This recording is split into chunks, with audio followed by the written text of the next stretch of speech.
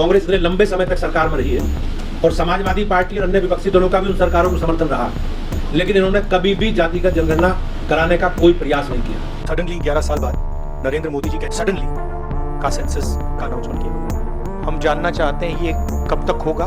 भाजपा सरकार को ये चेतावनी है कि अपनी चुनावी धांधली को जाति जनगणना से दूर रखें। नमस्कार, मैं जयप्रकाश और एक बार फिर आप देखना शुरू कर चुके हैं थर्ड आई न्यूज। एक बार फिर एक नए मुद्दे को लेकर हम आपके सामने हाजिर हैं।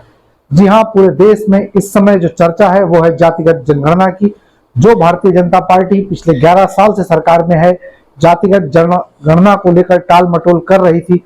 आखिर वो कैसे एकाएक 30 अप्रैल को जातिगत जनगणना की घोषणा कर देती है, इसको लेकर समूचा विपक्ष जो पिछले कई सालों से जातिगत जनगणना की देश में मांग कर रहा था, वो भी हैरान है। लेकिन फिलहाल सभी पार्टियों ने इस घोषणा का स्वागत किया है। खासकर जो विपक्ष के नेता है राहुल गांधी, अखिलेश यादव या अन्य दूसरे जो दल हैं, उन्होंने भी इस घोषणा का स्वागत किया है। और यही नहीं, आखिर वो इस पर शक और सुबह भी जाहिर कर रहे हैं कि आखिर कहीं बीजेपी की इसके पीछे कोई रणनीति तो नहीं है।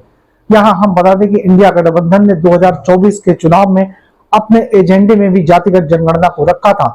तब भारतीय जनता पार्टी और खुद प्रधानमंत्री नरेंद्र मोदी ने इसे देश को तोड़ने वाला बताया था। और यही नहीं, वो तो सिर्फ 4 जातियों की बात करते थे, लेकिन अचानक 30 अप्रैल को ऐसा क्या हुआ कि उन्हें जातिगत जनगणना की घोषणा करनी पड़ी। यही नहीं, उन्होंने अपने इंटरव्यू में कहा था 2024 के चुनाव से पहले कि ये सब चीजें जो हैं एक तरीके से अर्बन नक्सल चीजें हैं। यही हैरानी राहुल गांधी ने जब 30 अप्रैल को घोषणा हुई, उसके बाद शाम को 7 बजे जब वो दिल्ली में प्रेस कॉन्फ्रेंस करते हैं तो हैरान होते हैं कि 11 साल से मोदी सरकार है, सत्ता में है, अचानक क्या हुआ। और उन्होंने कहा हम इस फैसले का स्वागत करते हैं और हम सरकार के साथ है।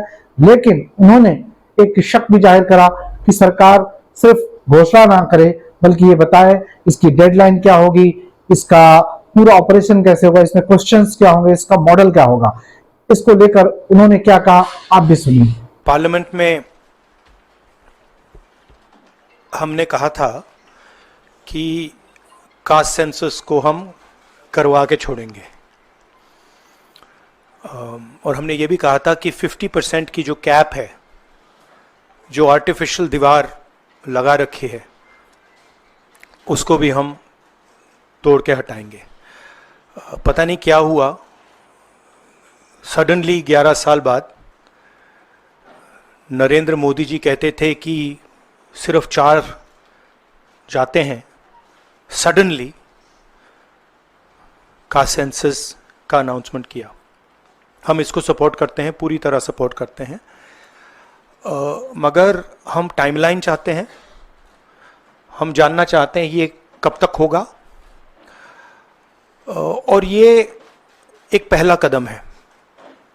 तेलंगाना एक मॉडल बना है कास्ट सेंसस के लिए, और वो ब्लूप्रिंट बन सकती है। और कास्ट सेंसस को डिज़ाइन करने में हमारा पूरा सरकार को ऑफर है, पूरा समर्थन है कि हम डिज़ाइन करेंगे, क्योंकि डिज़ाइन बहुत ज़रूरी है। राहुल गांधी यही नहीं रुके, उन्होंने कहा कि जो हमने कास्ट सेंसस तेलंगाना में कराया, वैसा ही हम चाहते हैं कि पूरे देश में होना चाहिए। इसके लिए हम सरकार की हर तरीके से मदद कर सकते हैं। और जातिगत जनगणना एक पहला दरवाजा। इसके बाद हमारी दूसरी मांग यह है कि 50% की जो आरक्षण की सीमा है, उस आर्टिफिशियल दीवार को हम तोड़ दें या उसे तोड़ दिया जाए। और उन्होंने बीजेपी सरकार से ये मांग की कि आर्टिकल 15 के तहत निजी संस्थाओं में, जो प्राइवेट संस्थाओं में रिजर्वेशन नहीं है, उसको खोला जाए, क्योंकि संविधान में भी ये व्यवस्था है। और अगर हमारी सरकार आती है तो हम जरूर इसे शुरू करेंगे। उन्होंने बीजेपी सरकार से इसे शुरू करने की मांग की।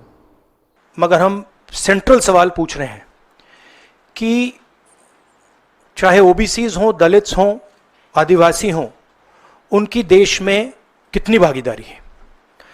कास्ट सेंसस से एक प्रकार से पता लगेगा, बट कास्ट सेंसस से आगे जाना है। हमारे इंस्टीट्यूशंस में, संस्थाओं में इनकी कहां कहां पार्टिसिपेशन है, पावर स्ट्रक्चर जो है उधर कितनी पार्टिसिपेशन है, ये नेक्स्ट स्टेप है। और हम चाहते हैं कि इस डायरेक्शन में कास्ट सेंसस जाए। हमने एक और चीज कही थी, कांग्रेस पार्टी ने रेज की थी, मैनिफेस्टो में भी था, article 15(5). Article 15(5) is reservation in private education institutions. ये कानून है, ऑलरेडी कानून है, और हम चाहते हैं एकदम इस कानून को एनडीए की सरकार, बीजेपी की सरकार इंप्लीमेंट करना शुरू करे। सेंसस को डिले किया है और अपोज किया था, हम इस को वेलकम करते हैं, ये हमारा विजन है, इन्होंने अडॉप्ट किया, बहुत अच्छा, मगर हम चाहते हैं कि हमें डेट्स बताई जाएं, किस दिन तक ये सेंसस होगा, बजट में इसका पैसा आना चाहिए, अभी बजट में पैसा नहीं है, और फिर जो डेवलपमेंटल विजन है वो हमारे सामने प्रेजेंट होना चाहिए। निश्चित रूप से राहुल गांधी पिछले काफी समय से जिस तरीके से जातिगत जनगणना, सामाजिक न्याय की मांग को लेकर काफी अग्रेसिव थे, उसकी इस मांग को बीजेपी ने जरूर अपने साथ ले लिया, और क्यों लिया, किस लिया, इसके क्या राजनीतिक मायने हैं, अलग विषय है। वहीं जब पत्रकारों ने भारतीय जनता पार्टी के उत्तर प्रदेश अध्यक्ष भूपेंद्र चौधरी से पूछा कि अचानक ऐसा क्या हुआ, तो उन्होंने कहा कि जो राजनीतिक जवाब था वही उन्होंने मिला कि विपक्षी दल, चाहे वो कांग्रेस हो या समाजवादी पार्टी, अलग अलग समय सत्ता के साथ रही, इन्होंने कभी भी जातिगत जनगणना की बात नहीं की, लेकिन आज प्रधानमंत्री नरेंद्र मोदी ने सामाजिक न्याय के तहत, सभी वर्गों के न्याय के तहत ही इस की घोषणा की है। सुनिए आखिर भूपेंद्र चौधरी अब क्या कह रहे हैं। हमेशा राजनीतिक एजेंडे के आधार पर जनगणना की मांग, जातीय जनगणना की मांग करते थे। कांग्रेस इतने लंबे समय तक सरकार में रही है और समाजवादी पार्टी और अन्य विपक्षी दलों का भी उन सरकारों को समर्थन रहा, लेकिन इन्होंने कभी भी जातिगत जनगणना कराने का कोई प्रयास नहीं किया। भारतीय जनता पार्टी की सरकार ने माननीय मोदी जी के नेतृत्व में यह ऐतिहासिक निर्णय लिया है, हम उसका स्वागत करते हैं। भारतीय जनता पार्टी ने भले ही जातिगत जनगणना की घोषणा कर दी, लेकिन समूचे विपक्ष को उस पर शायद अभी एतबार नहीं है।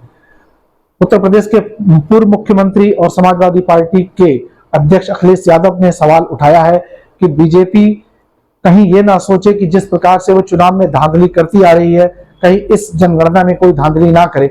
इसका आश्वासन भी उन्हें भारतीय जनता पार्टी से चाहिए और इसके लिए वो बिल्कुल मुस्तैदी से तैयार हैं।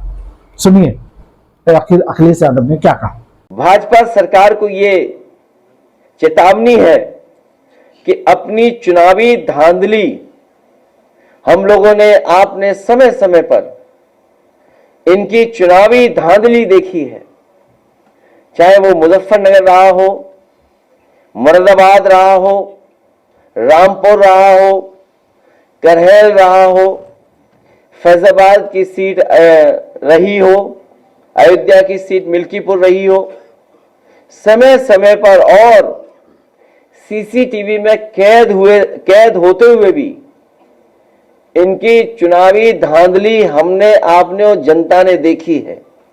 इसलिए भाजपा सरकार को यह चेतावनी है कि अपनी चुनावी धांधली को जाति जनगणना से दूर रखें। बहरहाल जातिगत जनगणना को लेकर पूरे देश का नजरिया बदल गया है। लोग अलग अलग तरीके से प्रतिक्रिया कर रहे हैं। जो सामाजिक न्याय के पक्षधर लोग हैं वो इस फैसले का स्वागत कर रहे हैं, वहीं जिन्हें अपनी सत्ता हिलती हुई दिख रही है, जो आबादी में कम है लेकिन उनका प्रतिनिधित्व ज्यादा है, वो इसका विरोध भी कर रहे हैं। और इसका विरोध खासकर जो बीजेपी का कोर वोट बैंक है, सवर्ण वर्ग है, वो इसका काफी विरोध कर रहा है। सोशल मीडिया पर लेकर तमाम लोग आलोचनाएं भी कर रहे हैं भारतीय जनता पार्टी को इसको लेकर।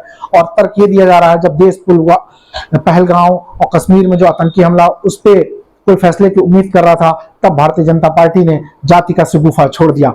जातिगत जनगणना का ये राजनीतिक शगुफा किस हद तक जाएगा, क्या भारतीय जनता पार्टी को मदद देगा आने वाले चुनावों में, या विपक्ष के लिए एक बड़ा हथियार भारतीय जनता पार्टी ने दे दिया है। क्योंकि जातिगत जनगणना के बाद जो सबसे बड़ी मांग उठेगी वो होगी आरक्षण की सीमा को तोड़ना और प्राइवेट सेक्टर में रिजर्वेशन लागू करना।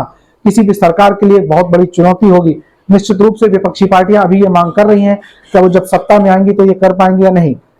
इस तरीके की और भी डिबेट या इस तरीके के और भी मुद्दे जानने के लिए बने रहिए थर्ड आई न्यूज के साथ। धन्यवाद।